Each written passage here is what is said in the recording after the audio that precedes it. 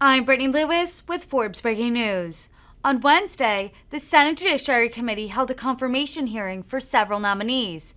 Senator Marsha Blackburn pressed one nominee about whether she agrees with the Supreme Court's recent Dobbs v. Jackson Women's Health Organization ruling. Blackburn also asked another nominee whether he supports the Second Amendment.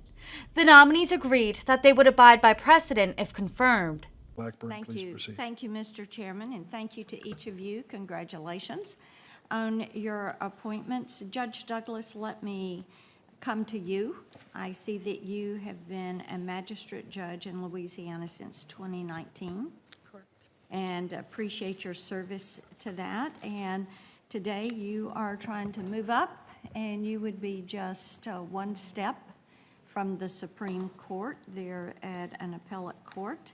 The Supreme Court has made a lot of news lately, particularly in the Dobbs versus Jackson Women's Health Organization case. In fact, Dobbs came to the Supreme Court from the Fifth Circuit, and I'm certain that you are aware of that. And the Dobbs case held, the Supreme Court does not confer a right to abortion. Roe and Casey are overruled, and the authority to regulate abortion is returned to the people and their elected representatives. Have you read the Dobbs decision? Thank you, Senator. Yes, I have. And do you agree with the Dobbs finding they're holding? Thank you, Senator. I have read through the Dobbs decision. I understand it to be the current precedent for the United States Supreme Court. As a sitting judge, and also as a judicial nominee, I don't think it is appropriate for me to speak in terms of what I believe. But it has always been my position to follow any precedent that is set forth by the Fifth Circuit or by the United States Supreme Court, and I intend to do that if I am so fortunate as to be elevated to the United States Fifth Circuit Court of Appeals. All right. So you would abide by Dobbs? I would abide by Dobbs and any Supreme Court precedent that is set. Okay. So if you are confirmed to the court and you're presented with cases where the right to obtain an abortion is an issue, then what you're saying is that you would follow the Dobbs opinion and you would apply that in the cases before you. I am saying that thank you, Senator, I would take a look at the record before me. I would listen to the arguments of counsel, and I would apply the law as set forth by the Supreme Court. That one was a yes or no.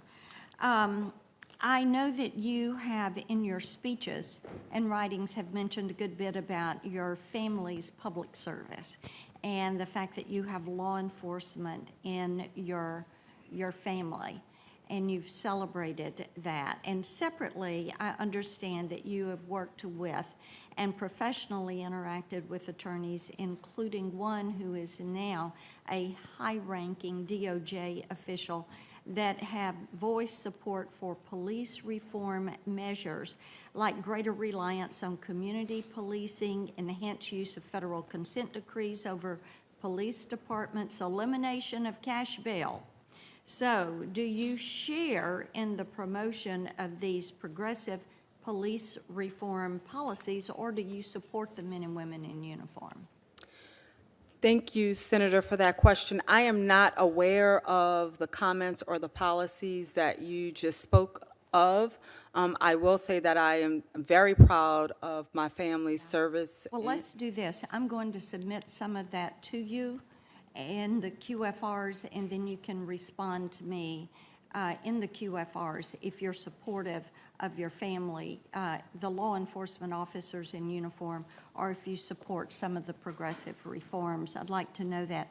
Mr. Garcia, you had a tough time answering my colleague from Louisiana over here. So let me just ask you this. New York State Rifle and Pistol Association versus Bruin. Have you read that? Yes, Senator. Okay, and do you agree?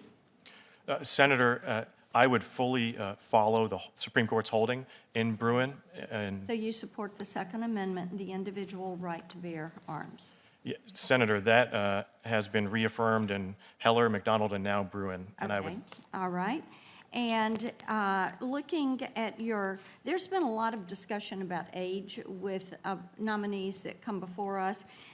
We had one judge that went to the circuit, and he was 38 years old, more experience. He had actually been a judge. But you are 36, and you have never been a judge of any type, county, city, state, federal. Am I correct on that? That's correct, Senator. Instead, I've spent my career in private practice and now in the Justice Department. All right. Has any Democrat member of this committee or any other Democrat member of the U.S. Senate ever suggested to you that you are too young and too inexperienced to take a position on the circuit? Senator, nobody has made that suggestion directly to me. I certainly appreciate that I'm among the younger nominees and that it's within the committee's judgment as to whether I'm Do prepared. you feel you have the experience, never having been a judge? Senator, I do, having litigated more than 50 appeals and argued 13 of them, and especially having clerked for Judge Griffith. Before the circuit. oh. You've argued before the court.